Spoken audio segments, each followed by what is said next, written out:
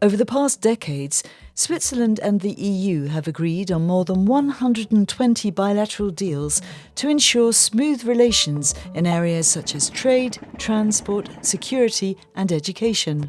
The EU is Switzerland's most important economic partner, and barrier-free participation in the EU single market remains a priority for the Swiss. At the same time, a priority for the EU is the integrity of its single market, which calls for the same rules to apply to all participants. The bilateral treaties between Switzerland and the EU have been continuously developed, but talks came to a halt in 2021 when the Swiss government rejected a proposed update. One challenge was managing the free movement of persons in a way that works for both parties. The Swiss government has now proposed a package of new agreements. These expand the bilateral approach to include additional aspects, such as electricity and food safety. Switzerland is also seeking to safeguard wage levels, prevent an influx of immigrants into its social security system, uphold direct democratic rights, and preserve sovereignty. In March 2024, negotiations between Switzerland and the EU were reopened, but there are many points on which the package could be resisted at home.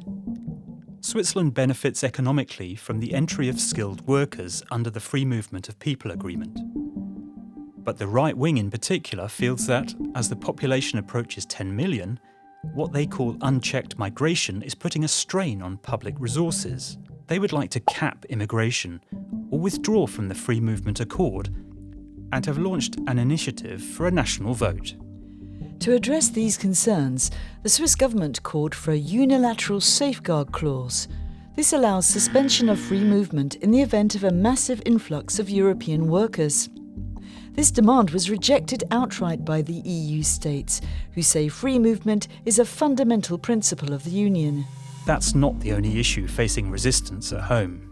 As part of the New Deal, the EU insists that Switzerland adopts all future laws passed in the Union.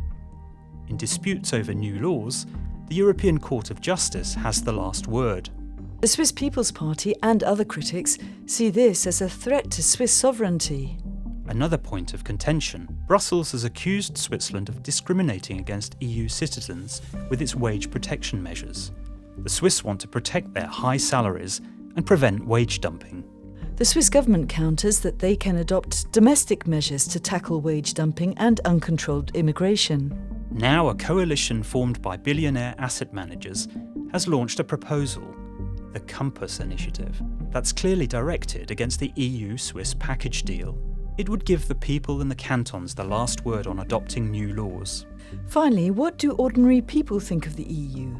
According to a recent survey from the research institute GFS Bern, most Swiss see the EU as a bureaucratic monstrosity that is denying Switzerland its right to have a say. But they also recognise the importance of the EU for the Swiss economy. One day all these questions will come to the ballot. Until then, there will be countless debates over the pros and cons of the EU deal.